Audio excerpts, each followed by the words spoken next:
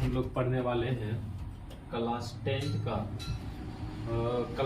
के साइंस प्रथम चैप्टर है फिजिक्स का, जिसका नाम है प्रकाश का परावर्तन। और प्रकाश का जो परावर्तन है इसमें सबसे ज्यादा क्वेश्चन पूछा जाता है ऑब्जेक्टिव में। तो आज देखते हैं हम लोग प्रकाश का परावर्तन, रिफ्लेक्शन ऑफ लाइट, बहुत इंपॉर्टेंट है, सबसे ज्यादा प्रश्न पूछा जाता है। और यहाँ जो हम लेके आए हैं वह प्रश्न की संख्या टोटल है 21 प्रश्न। आइए आगे बढ़ते हैं। प्रथम प्रश्न है, प्रकाश के परावर्तन के कितने नियम? प्रकाश के परावर्तन के कितने नियम है? तो प्रकाश के परावर्तन के मुख्यतः 2 नियम। कौन कौन सा नियम है प्रकाश के परावर्तन के? जब प्रकाश की किरण यह है प्रकाश, यह इसको कहते हैं परावर्तक सतह, परावर्तक सतह कहते हैं। जब प्रकाश की किरण परावर्तक सतह पर टकराती है, जहां पर टकराती है वहां जो पॉइंट कहलाता है, इस पॉइंट को हम लोग कहते हैं आपतन बिंदु कहते हैं। आपतन बिंदु कहते हैं। और आपतन बिंदु पर हम लोग क्या डालते हैं? लंब डालते हैं। और उसी दिशा में क्या होता है? प्रकाश की किरण लौट जाती है। इसको आपतित किरण, इसको कहते हैं परावर्तित किरण, इसको अभिलंब कहते हैं। प्रथम नियम हो जाएगा आपतित किरण, अभिलंब तथा परावर्तित किरण तीनों एक ही बिंदु पर होते हैं, एक ही तल पे होता है। यह प्रकाश के परावर्तन के प्रथम नियम। और दूसरा नियम, आपतन कोण I परावर्तन कोण R के बराबर होता है, यानी आपतन कोण I बराबर क्या? परावर्तन कोण। यह प्रकाश के परावर्तन के दूसरा है। पहला, आपतित किरण आपतन बिंदु पर डाला गया लंब तथा अभिलंब से जाने वाली रेखा, ये तीनों क्या होती? एक ही तल में होती। इसको कहते हैं प्रथम नियम। और दूसरा नियम, आपतन कोण I बराबर क्या? परावर्तन कोण R। तो प्रकाश के परावर्तन के मुख्यतः 2 नियम। इस प्रश्न का आंसर हो जाएगा ऑप्शन नंबर बी। आइए प्रश्न संख्या हम लोग बढ़ते हैं 2 की ओर। प्रश्न संख्या 2 है, दर्पण का सूत्र होता है, बहुत ही सबसे ज्यादा क्वेश्चन पूछे जाने वाला है यह प्रश्न। दर्पण सूत्र क्या होता है? दर्पण सूत्र होता है 1/f बराबर 1/u प्लस 1/v। ये दर्पण, अगर दर्पण कहेगा तो दर्पण का यह, अगर लेंस का कहेगा लेंस का केवल माइनस 1/f बराबर 1/v माइनस 1/u। तो यहाँ पूछा है दर्पण का सूत्र होता है 1/f बराबर 1/v plus 1/u। Option number. प्रश्न संख्या दूसरा है, प्रश्न संख्या नेक्स्ट, दाढ़ी बनाने में कौन सा दर्पण का प्रयोग करते हैं? दाढ़ी बनाने में कौन सा दर्पण का प्रयोग होता है? दाढ़ी बनाने में, जब भी दाढ़ी बनाने का प्रयोग बात किया है तो दाढ़ी तो बहुत, दाढ़ी मतलब बाल तो बहुत छोटा होता है। तो बाल बनाने जब भी छोटा का चर्चा करें तो एक ही दर्पण का प्रयोग करेंगे, जिसका नाम होगा अवतल दर्पण। क्यों? क्योंकि अवतल दर्पण से ही बड़ा प्रतिबिंब बना सकते हैं, और बाकी समतल या उत्तल दर्पण से हमेशा छोटा प्रतिबिंब आता है। तो इसका आंसर होगा, जब भी कहेगा छोटा चीज को देखने के लिए, छोटा चीज से बड़ा चीज, तो उसका अवतल दर्पण। यदि हम लेंस में अगर चर्चा करें कि विस्तृत बहुत बड़ा क्षेत्र को देखने के लिए, तो उसका हो जाएगा उत्तल लेंस। हालांकि यहाँ दर्पण का प्रयोग किया है, इसलिए दाढ़ी बनाने के लिए कौन सा दर्पण का प्रयोग किया जाता है? तो इसका आंसर हो जाएगा ऑप्शन नंबर सी, अवतल दर्पण। समतल दर्पण की फोकस दूरी, समतल दर्पण की फोकस दूरी कितनी होती है? तो समतल फोकस दूरी तो उसको कहते हैं ना, तो त्रिज्या की क्या होती है? त्रिज्या की आधी होती है। तो यहाँ तो समतल दर्पण में किसी भी प्रकार की कोई रोटेशन नहीं है, तो इसका जो फोकस दूरी हो जाएगा वह अनंत हो जाएगा। समतल दर्पण याद रखिए, समतल दर्पण पूछा है, अगर यही पूछता अवतल दर्पण तो वक्रता त्रिज्या की आधी, या गोलीय दर्पण में इसे कहता था गोलीय दर्पण, तो उसका भी क्या हो जाता? आधी। तो इसमें पूछा है समतल दर्पण की फोकस दूरी क्या होता है? अनंत होता है। प्रश्न संख्या 4 का आंसर हो जाएगा ऑप्शन नंबर। प्रश्न संख्या 5, किसी बिंब कहने का मतलब होता है वस्तु, बिंब कहने का मतलब ऑब्जेक्ट, वस्तु। किसी वस्तु का अवतल दर्पण द्वारा बना प्रतिबिंब आभासी कहने का मतलब काल्पनिक, सीधा तथा निम्न में से बड़ा पाया गया, तो वस्तु की स्थिति कहाँ हो जाएगी? आभासी, सीधा तथा बड़ा। आभासी, सीधा तथा बड़ा। आभासी होना चाहिए, सीधा होना चाहिए और बड़ा। वक्रता केंद्र पर नहीं, वक्रता केंद्र पर उतने बनता है। वस्तु की दूरी बराबर वस्तु का आकार जितना होता है उतने प्रतिबिंब का आकार होता है। तो इसका ऑप्शन यह नहीं होगा। अच्छा, मुख्य फोकस तथा वक्रता केंद्र के बीच नहीं, मुख्य फोकस और वक्रता अगर सर्वप्रथम अवतल दर्पण में अगर देखा जाए तो यदि वस्तु यह वक्रता केंद्र, यह फोकस और यह अगर अनंत पर रहेगा तो फोकस से होकर जाएगा। अगर अनंत और वक्रता केंद्र के बीच रहेगा तो कहां से होकर जाएगा, तो यहाँ से फोकस से होकर जाएगा। लेकिन कहां पर इसका बनेगा यहाँ पे। अगर वक्रता केंद्र पर रहेगा तो वक्रता केंद्र पर, अगर वक्रता केंद्र और फोकस के बीच रहेगा तो अनंत और फोकस के बीच। यदि फोकस पर रहेगा तो अनंत पर बनेगा। यदि फोकस और ध्रुव पर रखा जाए तो उसका प्रतिबिंब कहाँ बनेगा, इसका प्रतिबिंब पीछे दर्पण के पीछे बनेगा। यह कहता है वक्रता केंद्र से परे, वक्रता केंद्र से परे, यानी परे करने का मतलब होता है वक्रता केंद्र से दूर नहीं, दर्पण के ध्रुव तथा मुख्य फोकस के बीच रखा जाएगा। दर्पण के ध्रुव तथा मुख्य फोकस के बीच रखा जाएगा। यदि वस्तु को अनंत पर रखा जाए तो उसका प्रतिबिंब कहाँ बनेगा, उसका प्रतिबिंब बनेगा फोकस पर। यदि वक्रता केंद्र पर रखा जाएगा तो वक्रता केंद्र पर ही बनेगा। यदि ध्रुव और वक्रता केंद्र के बीच रखा जाए तो उसका प्रतिबिंब बनेगा पीछे बनेगा, दर्पण से पीछे बनेगा और दर्पण से बड़ा होगा, काल्पनिक होगा और जैसा वस्तु होगा उसी के सीधा होगा। इसका आंसर हो जाएगा option number D. Next question है हमारा अवतल दर्पण की फोकस दूरी। यह क्वेश्चन है, अवतल दर्पण की फोकस दूरी उसकी वक्रता त्रिज्या की आधी होती है। उसकी वक्रता त्रिज्या क्या होते हैं, आधी होती है। यानी f बराबर जो होता है वह r/2। तो वक्रता त्रिज्या की मतलब होता है का, ये f, तो इसको लिख सकते हैं 1/2 और गुना कितना r। तो वक्रता त्रिज्या की आधी होती है, वक्रता त्रिज्या की आधी हो जाएगा। यानी ऑप्शन इसका हो जाएगा ऑप्शन नंबर बी हो जाएगा। प्रश्न संख्या 7। प्रश्न संख्या 7 कहता है कि अवतल दर्पण के मुख्य अक्ष के समांतर आ रही। इसमें 3 कंडीशन होते, देखिएगा। जब बोलेगा यह आपका अवतल दर्पण है और अवतल दर्पण 3 कंडीशन इसमें याद रखना है। पहला, अवतल दर्पण के मुख्य अक्ष के समांतर यदि कोई किरण आएगा तो हमेशा कहां से होकर जाएगा, फोकस से। मुख्य अक्ष के समांतर आएगा तो फोकस से होकर जाएगा। दूसरा कंडीशन है, यदि मुख्य फोकस से होकर जाएगा, यदि कोई किरण मुख्य फोकस से होकर जाएगा तो हमेशा कहां से होकर लौटेगा, हमेशा लौटेगा मुख्य अक्ष के समांतर होकर लौटेगा। यदि कोई किरण दर्पण के वक्रता केंद्र से होकर आ रही हो, वक्रता केंद्र से होकर आ रही हो तो वह दर्पण से परावर्तन के बाद उसी ओर से जाके लौट जाएगा। और चौथा नंबर कंटेंट है, यदि मुख्य अक्ष के एक बार फोकस से हो गया, मुख्य अक्ष से समांतर आ रही प्रकाश किरण दर्पण से परावर्तन के बाद फोकस से होकर गुजरती है। यदि फोकस से जा रही प्रकाश की किरण दर्पण से परावर्तन के बाद मुख्य अक्ष के समांतर होकर जाती है। यदि वक्रता केंद्र से आ रही प्रकाश किरण दर्पण से परावर्तन के बाद उसी ओर से होकर लौटेगा। यदि ध्रुव से अगर कोई प्रकाश किरण जाएगा, यदि दर्पण के ध्रुव से होकर, तो जितना कोण से यहाँ लौटा है उसी कोण से होकर लौट जाएगा। 4 कंटेंट है इसमें जब प्रकाश की किरण मुख्य अक्ष के समांतर हो तो दर्पण से परावर्तन के बाद फोकस से होकर जाएगा। जब प्रकाश की किरण मुख्य फोकस से होकर लौटे जाए तो दर्पण से परावर्तन होकर मुख्य अक्ष के समांतर। जब प्रकाश की किरण वक्रता केंद्र से होकर जा रही हो तो दर्पण से परावर्तन के बाद उसी ओर से होकर लौटेगा। और जब प्रकाश की किरण ध्रुव से होकर जा रही हो तो दर्पण से परावर्तन के बाद जितना कोण से आ रही तो इसलिए इसको कहते हैं आपतन कोण बराबर परावर्तन कोण r, उसी कोण से होकर लौट जाएगा। तो इसमें कहा है अवतल दर्पण के मुख्य अक्ष के समांतर आ रही प्रकाश की किरण दर्पण से परावर्तन के मुख्य अक्ष के समांतर कौन सा कंटेंट करेगा, मुख्य अक्ष के समांतर हमेशा किधर से होकर जाएगा, फोकस से होकर। यानी ऑप्शन इसका हो जाएगा किधर से होकर लौटेगा, एफ से होकर लौटेगा। यानी इसका आंसर हो जाएगा ऑप्शन नंबर बी।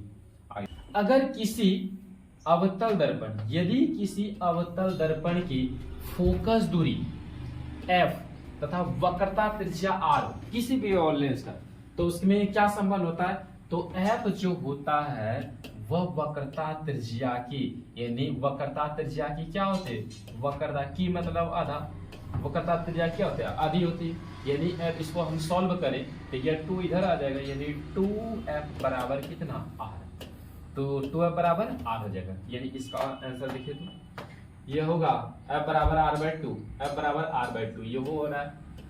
और देखिए आगे चल के f बराबर 2r नहीं, f बराबर 2r कहां से होता है, f बराबर तो r/2 होता है, f बराबर नहीं, यानी इसका आंसर चला गया ऑप्शन नंबर ए। गोलीय दर्पण की ध्रुव, गोलीय दर्पण, गोलीय दर्पण, गोलीय दर्पण, गोलीय दर्पण के ध्रुव वक्रता त्रिज्या की दूरी, गोलीय दर्पण, गोलीय दर्पण मतलब अवतल दर्पण भी हो सकता है, उत्तल दर्पण भी हो सकता है, तो गोलीय दर्पण के ध्रुव, गोलीय दर्पण के ध्रुव, यह आपका पोल हो गया, पोल को ये ध्रुव कहते हैं, और ध्रुव और वक्रता त्रिज्या, यह वक्रता त्रिज्या, यह आपका फोकस दूरी, तो कहा है गोलीय दर्पण के ध्रुव और ध्रुव और वक्रता केंद्र, ध्रुव और वक्रता केंद्र के बीच का जो दूरी होता है, इस दूरी को कहते हैं वक्रता त्रिज्या, इसको कहते हैं वक्रता त्रिज्या, वक्रता त्रिज्या कहते हैं, वक्रता त्रिज्या कहते हैं। और यहाँ से यहाँ तक की जो दूरी कहलाता है इसको कहते हैं फोकस दूरी कहते हैं, फोकस दूरी कहते हैं, फोकस दूरी। तो कहता है गोलीय दर्पण, गोलीय दर्पण की वक्रता केंद्र और फोकस दूरी, वक्रता केंद्र और वक्रता, गोलीय दर्पण की ध्रुव से, ध्रुव से वक्रता केंद्र के बीच की दूरी, ध्रुव से वक्रता केंद्र के बीच की दूरी क्या कहलाता है, वक्रता त्रिज्या कहलाता है। तो इसका आंसर हो जाएगा ऑप्शन नंबर बी, यानी वक्रता त्रिज्या।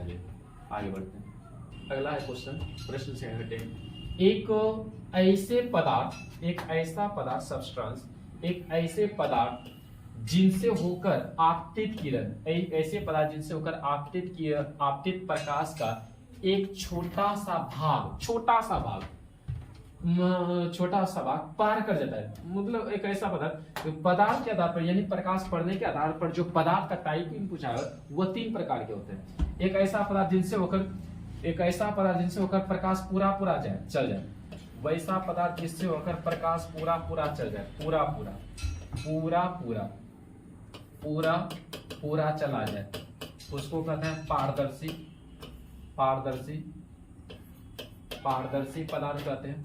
और एक ऐसा पदार्थ जिनसे होकर प्रकाश कुछ कुछ जाए, कुछ कुछ जाए, कुछ नहीं, कुछ कुछ पार कर जाए, कुछ को पार, पूरा नहीं, कुछ कुछ पार कर जाए, उसको कहते हैं हम लोग पारभासी, पारभासी पदार्थ कहते हैं। और एक ऐसा पदार्थ जिनसे होकर प्रकाश जाए ही नहीं, मतलब इधरे रह जाए, उसको हम लोग कहते हैं पूरा पूरा पार नहीं करे, प्रकाश कुछ भी भाग पार नहीं करे, कुछ भी भाग पार ना करे, पार नो करे, उसको क्या कहते हैं अपारदर्शी, अपारदर्शी, अपारदर्शी।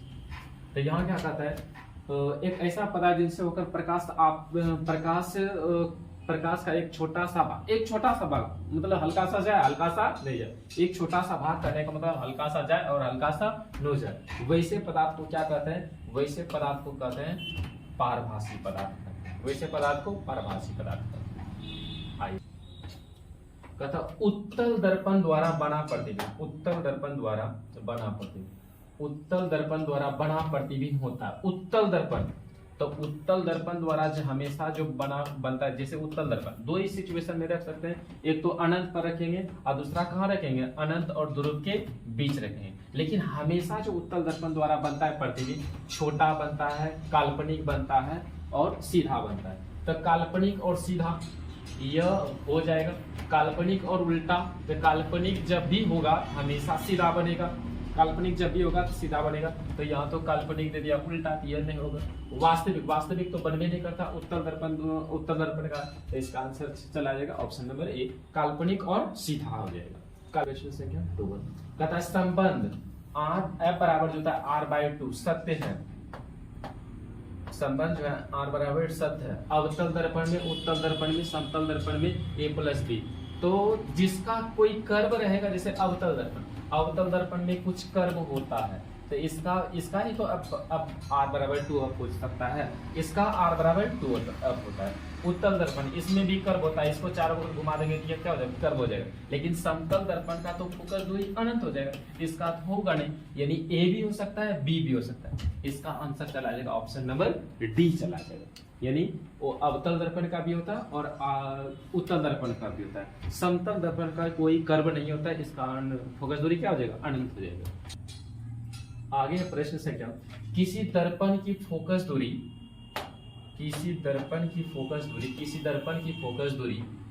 +2 सेंटीमीटर है, एफ बराबर कितना है, +2 सेंटीमीटर है, तो दर्पण होगा।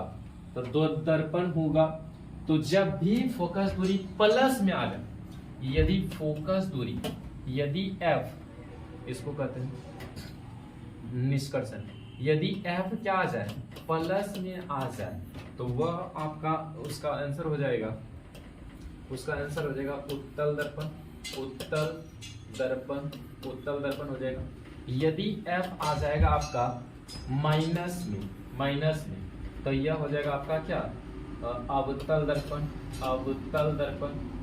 दर्पण। यदि एफ आ जाएगा आपका अनंत इंफिनिटी, तो यह आ जाएगा समतल दर्पण। तो इसका आंसर हो जाएगा +2 सेंटीमीटर। तो क्या हो जाएगा, प्लस में जब ये होता है, ऑप्शन नंबर बी, इसका आंसर हो जाएगा ऑप्शन नंबर बी, उत्तल दर्पण। सभी दर्पण गोलीय दर्पण के डैश से मापी जाती है। तो गोलीय दर्पण चाहे अवतल दर्पण ले ले, चाहे उत्तल दर्पण ले ले, तो सभी दूरियां अवतल दर्पण के कहां से, इसी ध्रुव से मापी जाती है। कहां से मापी जाती है, पोल से मापी जाती है। यहाँ भी कहां से मापी जाती है, अगर इधर हुआ तो यहाँ से मापी जाएगी, और इधर हुआ तो इसका यहाँ से मापी जाएगी, यानी कहां से, पोल से, इसको कहते हैं ध्रुव से। तो इसका आंसर हो जाएगा ऑप्शन नंबर ए, यानी ऑप्शन नंबर क्या हो जाएगा। प्रश्न क्या पढ़ रहे, किस प्रतिबिंब को पर्दे पर प्राप्त किया जा सकता है। कौन सा प्रतिबिंब है जिसको पर्दे पर प्राप्त किया जा सकता है, तो वास्तविक प्रतिबिंब को पर्दे पर प्राप्त किया जा सकता है, काल्पनिक प्रतिबिंब को पर्दे पर प्राप्त नहीं किया जा सकता। इसको पर्दे पर प्राप्त नहीं किया जा सकता, इसको पर्दे पर प्राप्त नहीं। ऑप्शन नंबर हो जाएगा ऑप्शन नंबर ए। कहता है 32 सेंटीमीटर वक्रता त्रिज्या, आर जो दिया है 32 सेंटीमीटर, कुछ नहीं दिया तो प्लस 32 सेंटीमीटर वक्रता त्रिज्या, आर कितना है, तो 32 सेंटीमीटर प्लस में। तो उत्तल दर्पण की फोकस दूरी होगा, तो फोकस दूरी इसका कितना हो जाएगा, ऑप्शन नंबर एफ बराबर क्या है, 1। तो एफ बराबर जब भी होता है आर बटे कितना 2, तो आर कितना है 32 बटे कितना 2, यानी कितना 16 किस में, प्लस और माइनस में, तो प्लस हो जाएगा, ऑप्शन नंबर ए हो जाएगा। इस प्रश्न का आंसर क्या हो जाएगा, ऑप्शन नंबर ए। प्रश्न संख्या 17, समतल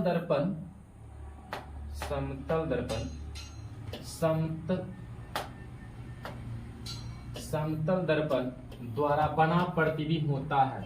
समतल दर्पण द्वारा, तो समतल दर्पण द्वारा काल्पनिक प्रतिबिंब बनता है, वास्तविक प्रतिबिंब नहीं बनता। ऑप्शन नंबर क्या हो जाएगा, ऑप्शन नंबर ए। समतल दर्पण और उत्तल दर्पण द्वारा हमेशा कैसा प्रतिबिंब बनता है, काल्पनिक प्रतिबिंब बनता है। 18, निम्नलिखित में से किस दर्पण द्वारा किसी वस्तु का वास्तविक प्रतिबिंब बन सकता है। किस दर्पण द्वारा वास्तविक प्रतिबिंब जब भी चर्चा करें, अवतल दर्पण द्वारा वास्तविक भी बनता है, और एक ही सिचुएशन में जो है अवतल दर्पण में काल्पनिक बनता है, जब वस्तु कहाँ हो, जब वस्तु ध्रुव और फोकस के बीच हो। तो किस दर्पण द्वारा वास्तविक प्रतिबिंब बनाया मिल सकता है, तो ऑप्शन नंबर हो जाएगा ऑप्शन नंबर ए, अवतल दर्पण द्वारा। उत्तल दर्पण द्वारा आभासी बनता है, सीधा बनता है, और समतल दर्पण द्वारा क्या बनता है, आभासी ही बनता है। वस्तु से छोटा आभासी प्रतिबिंब इनमें से किस दर्पण द्वारा, तो वस्तु से बड़ा केवल किस में बनता है, वस्तु से बड़ा कहेगा तो अवतल दर्पण, और वस्तु से छोटा अकाल्पनिक तो हमेशा इस किस दर्पण द्वारा बनता है, तो उत्तल दर्पण द्वारा। समतल दर्पण द्वारा तो वस्तु के बराबर प्रतिबिंब बनाया जा सकता है, तो इसका ऑप्शन नंबर हो जाएगा ऑप्शन नंबर ए। उत्तल दर्पण द्वारा वस्तु का आभासी और छोटा प्रतिबिंब बन सकता है। समतल दर्पण द्वारा वस्तु के बराबर प्रतिबिंब हो सकता है यदि दर्पण वस्तु से क्या हो, डबल हो। और समतल दर्पण से द्वारा वास्तविक बन सकता है और काल्पनिक भी बन सकता है। इसका केवल कहा है कि इनमें से किस दर्पण द्वारा, तो ऑप्शन नंबर ए। जब वस्तु अनंत पर हो, जब वस्तु अनंत पर हो तो प्रतिबिंब कहाँ बनेगा? जब वस्तु, इसका 5 ही कंटेंट है, देखिए। जब वस्तु अनंत पर हो, यह है। जब वस्तु कहाँ हो? अनंत पर हो तो हमेशा कहाँ बनता है? फोकस पर। जब वस्तु अनंत पर हो तो हमेशा कहाँ बनता है प्रतिबिंब? एफ पर बनता है। जब वस्तु अनंत, यह अगर अनंत मान लिया जाए, यह एफ है, तो एफ और अनंत के बीच हो तो हमेशा कहाँ बनता है प्रतिबिंब? हमेशा बनता है हमेशा बनता है यहाँ एफ और सी के बीच बनता है, एफ और सी के बीच बनता है। यदि वस्तु वक्रता केंद्र पर हो, यदि वस्तु क्या हो? वक्रता केंद्र पर हो तो प्रतिबिंब हमेशा कहाँ बनता है? वक्रता केंद्र पर ही बनता है। यदि वस्तु वक्रता केंद्र और एफ के बीच हो तो वक्रता केंद्र और अनंत के बीच बनेगा। यदि वस्तु एफ पर हो तो प्रतिबिंब कहाँ बनेगा? अनंत। यदि वस्तु एफ और पी के बीच हो तो प्रतिबिंब कहाँ बनेगा? दर्पण के पीछे सीधा बनेगा। यह कहता है जब वस्तु अनंत पर हो तो प्रतिबिंब कहाँ बनेगा? तो प्रतिबिंब हमेशा एफ पर बनेगा। Option number. एक गोलीय दर्पण, कहता है प्रश्न, एक गोलीय दर्पण की वक्रता त्रिज्या 24 सेंटीमीटर है। गोलीय दर्पण की वक्रता त्रिज्या यानी आर, गोलीय दर्पण की वक्रता त्रिज्या कितना है? 24 सेंटीमीटर है। तो दर्पण की फोकस दूरी कितना हो? फोकस दूरी करने का मतलब एफ बराबर वाट, तो एफ बराबर क्या हो जाएगा? इसलिए एफ बराबर क्या हो जाएगा? आर बटे कितना है? 2। तो आर कितना है? 24 बटे 2 यानी कितना? 12 सेंटीमीटर हो जाएगा। ऑप्शन नंबर 1 हो जाएगा।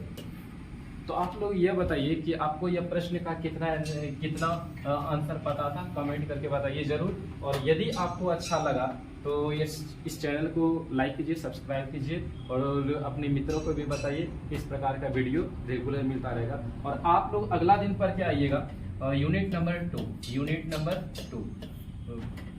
नंबर 2 है आपका प्रकाश का अपवर्तन में हम लोग इसी तरह धूम मचाएंगे। और भी इससे हैवी क्वेश्चन सेकेंड पीरियड में आपको मिलेगा। इस वीडियो को लेकर के आप बताइएगा कितना प्रश्न का जवाब आपको पता था। और यदि 24 था, 24 कितने लोग का था बताइए, 21 में 21 कितने लोग का था वो बताइएगा। Thank you.